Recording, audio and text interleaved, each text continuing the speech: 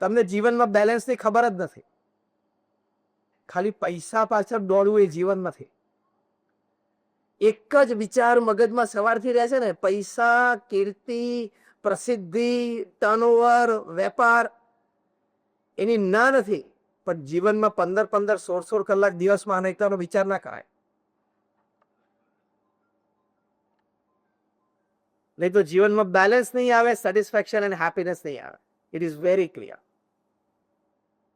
And is absolutely clear. આ તો મેં તમને 2-3 પ્રસંગો કયા, હજારો પ્રસંગો છે. એટલે પહેલી વાત ધંધામાં અને કુટુંબના તાલમેલમાં એ કરવાની કે તમારે અઠવાડિયામાં ઓછામાં ઓછા 4 દિવસ રાત્રે 8 વાગે પરિવાર પાસે આવી જવાનું. આ વાત જરા કેવી લાગે તમને?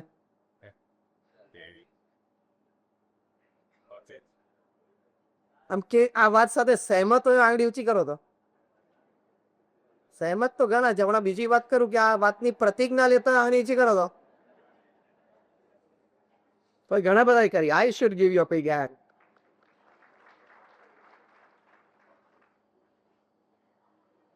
માણસ ધારે તો જીવનમાં પરિવર્તન કરી શકે છે, અને પરિવર્તન થશે એટલે જીવનમાં તમને આનંદ આવશે.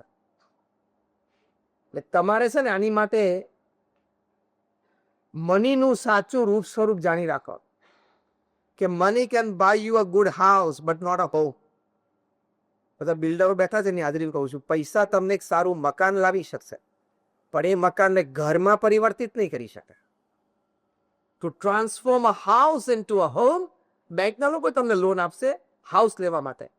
બેંકના લોકો કે બિલ્ડર એ તમારું હાઉસને હોમમાં પરિવર્તિત નહીં કરી શકે. એ તમારે તમારો પારિવારિક વિચાર સંતુલન રાખશો તો એ મકાન છે ઘરમાં પરિવર્તિત થશે. છેલ્લા 2 મહિનાથી સુપ્રીમ કોર્ટમાં કેસ ચાલુ થયો છે મુંબઈના એક અતિ ધનાઢ્ય પરિવારનો. બાયોલોજિકલ મધર એન્ડ સન, 12,000 કરોડનો ઇસ્યુ ચાલુ થયો છે. સગી માં અને દીકરો સામે લડે છે, અને બેયના વકીલોને બહુ મજા આવે છે, કારણ કે મુંબઈના બધા સિનિયર કાઉન્સિલ હોય, they charge 6 to 7 to 8 lakh rupees પર અપિયરન્સ ઇન સુપ્રીમ કોર્ટ. એટલે મુંબઈથી ફર્સ્ટ ક્લાસમાં એર ફ્લાય થવાનું દિલ્હી દર અઠવાડિયે. એક બંને વકીલો સંપી જાય કે એકવાર તું મુદત માગી લે, એકવાર હું મુદત માગી લો. એટલે બેને જરા 2-3 મહિનાથી મજા આવે છે. પર appearance is 6 to 8 lakh rupees on both sides. બે ભરે છે. બીજો એક પરિવાર પૂનામાં છે, એનો ઝઘડો છેલ્લા અઠવાડિયાથી શરૂ થયો છે, તમે જાણતા હશો, 70,000 કરોડનો. બે ભાઈઓ વચ્ચે.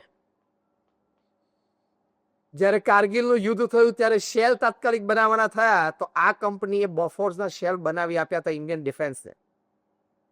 એટલી આ જૂની કંપની ને એટલી આ મોટી કંપની. બે ભાઈઓ વચ્ચે સુપ્રીમ કોર્ટમાં કેસ ચાલુ થયો. છેલ્લા અઠવાડિયાની જ વાત કરું છું, અને રકમ શું છે? 70,000 કરોડ. બે ભાઈઓની ઉંમર 75 ઉપર છે. હવે તારે જીવવાનું કેટલું છે? બે ભાઈઓની ઉંમર 75 પ્લસ. અમારો કેસ લડતા લડતા એક જણો પતી જશે, બે પતી જશે, અને 50% છૂટા પાડી દે તોય 25 પેઢી બેઠા બેઠા ખાય એમ છે કે નહીં? અને 10% કોઈ લઈને ઉભો થઈ જાય તો 7,500 કરોડ છે. તું સોનાની થાળીમાં ખાઈશ અને સોનાના નળ બાથરૂમમાં વાપરીશ ને તોય ખૂટવાનું નથી. It is 7,500 crore, almost $1 billion. 10% આનું મળે, જા 90% તું રહી જાય, આપણે ઝઘડો જ કરો. પણ તોય બંને જણા ઝઘડે છે. આ ઉંમરે સુપ્રીમ કોર્ટમાં જાય છે, અને આ ઉંમરે બે જણા દિવસમાં 4-4, 5-5 કલાક આ ઝઘડામાં કાઢે છે. નરી મૂર્ખામી થઈ કે ના થઈ? આટલા ભેગા શેની માટે કરે? ઝઘડવા માટે. એટલે લોકોને કમાતા તો આવડે છે, પૈસા કમાવા કોઈ મોટી વાત નથી. દુનિયામાં આ સ્ટેટમેન્ટ સાંભળજો, દુનિયામાં રોજ હજારો લોકો લાખોપતિ થાય છે, અને રોજ સેંકડો લોકો કરોડપતિ થાય. દુનિયામાં રોજ હજારો લોકો લાખોપતિ થાય છે, અને રોજ સેંકડો લોકો કરોડોપતિ થાય છે. એટલે that is not a big thing. Harvard યુનિવર્સિટીના એક સર્વે પ્રમાણે, એ લોકોએ સર્વે કર્યો દુનિયાના 110 દેશોમાં, 1,00,000 પરિવારમાં 8 વર્ષ સુધી આ સર્વે ચાલ્યો, across caste, creed, color, religion, nationality. And the principal points of survey એમાંનો એક પોઈન્ટ એવો હતો કે તમારી દ્રષ્ટિએ પૃથ્વી પર સૌથી મોટો આનંદ શું છે? More than 67% of the respondents, they said to spend quality and quantity time with your near and dear ones whom you love and respect, who loves and respects you is the greatest joy upon this earth. 67% લોકોએ શું કીધું કે પૃથ્વી પર સૌથી મોટો આનંદ શું છે? જે પરિવારજનો માટે તમને પ્રેમ અને આદર છે, અને એ પરિવારજનોને તમારા માટે પ્રેમ અને આદર છે, એની સાથે તમારે ક્વોલિટી અને ક્વોન્ટિટી ટાઈમ બેસવું, ઉઠવું, વાતો કરવી, આનંદ કરવો, એ પૃથ્વી પરનો સૌથી મોટો આનંદ છે. એ બેલેન્સ માટે અમે તમને આ વાત કરીએ. એટલે પુરુષાર્થ પણ કરવાનો, પ્રગતિ પણ કરવાની, પરિણામ પણ પ્રાપ્ત કરવાનું, પણ લાઈફમાં છેલ્લે અફસોસ ના રહી જાય, ખાસ ધ્યાન રાખો. તમે બધા ઘણા અહીંયા વિચારશીલ અને બુદ્ધિશાળી વ્યક્તિઓ બેઠા છો. The top 5 regrets of the dying એ પુસ્તક ઓસ્ટ્રેલિયાની એક નર્સ છે, બ્રોની વેર, અને આ પુસ્તક લખ્યું છે. The top 5 regrets of the dying. મરતી વખતે આ 5 અફસોસ લોકોને હતા.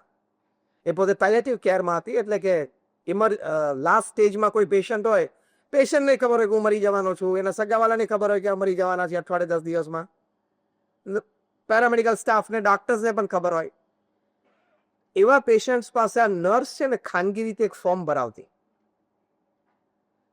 અને ફોર્મમાં 2 કોલમ હતી કે at this stage in your life, અત્યારે જ્યારે તમારે હવે મૃત્યુ નજીક છે, તમે પણ જાણો છો જીવનમાં કઈ વાતનો તમને આનંદ છે, કઈ વાતનું દુઃખ છે. What you cherish in life, what you regret in life. તો એમને એ આ 1000 જણા પાસે ફોર્મ ભરે, એમાં સામાન્ય કાર્પેન્ટર પણ હતા, પ્રોફેશનલ પણ હતા, ફેમિલી બિઝનેસ પણ ઓનર પણ હતા, ફૂલ રેન્જ. એમાંથી એમણે એક બ્લોગ શરૂ કર્યો જે વિશ્વ પ્રસિદ્ધ થયો. પછી એમને ન્યુયોર્ક ટાઈમ્સે કીધું તમે કંઈક લખો, એટલે એમણે લખ્યું the top 5 regrets of the ડાઈ. કે મરતી વખતે લોકોના 5 મુખ્ય અફસોસ હતા. એમાં પહેલો અફસોસ કહીશ તો તમને અતિ આશ્ચર્ય લાગશે. The first regret was why did I work so hard and did not spend time with my family and friends. મેં જિંદગીમાં આટલું બધું પુરુષાર્થ શું કામ કર્યો, 10-10, 12-12, 14-14, 15-15 કલાક, અને મેં મારા પરિવાર અને મિત્રો જેના પ્રત્યે મને આનંદ, લાગણી, પ્રેમ હતા, એમને પણ મારા પ્રત્યે આનંદ, લાગણી, પ્રેમ હતા, એની સાથે મેં સમય કેમ ન વિતાવ્યો. આ પહેલું રિગ્રેટ હતું. એ અફસોસ ન રહી જાય ને એટલે તમને આ શિખામણ આપવાની. બીજો રિગ્રેટ એમ લખ્યું છે કે I should have lived a life of my choice and not the choice of others. મારે કેવું જીવન જીવવાનું હતું? જે મારી ઈચ્છા પ્રમાણે હતું એ જીવવાનું હતું. બીજા લોકોની જે ઈચ્છા હોય, બીજા લોકો મને આવા ચશ્માથી જોવે, એ સતત મારા મનમાં રહેતું હતું. એ મારા જીવનની મોટી ખામી હતી. તમને અહીંયા એવોર્ડ જેને મળ્યો છે એ બધાને અભિનંદન છે. અને એવોર્ડ ના મળ્યો હોય તો પણ તમારે મનમાં દુઃખ લાવવાની જરૂર નથી. તમે તમારી હેસિયત પ્રમાણે પુરુષાર્થ કર્યો, તમારી હેસિયત પ્રમાણે પ્રગતિ થઈ. Everybody cannot become Bill Gates, Warren Buffett, Elon Musk, Gautam Adani, Mukesh Ambani. બધા એ બની જાય પછી મારે કામ કોણ કરે?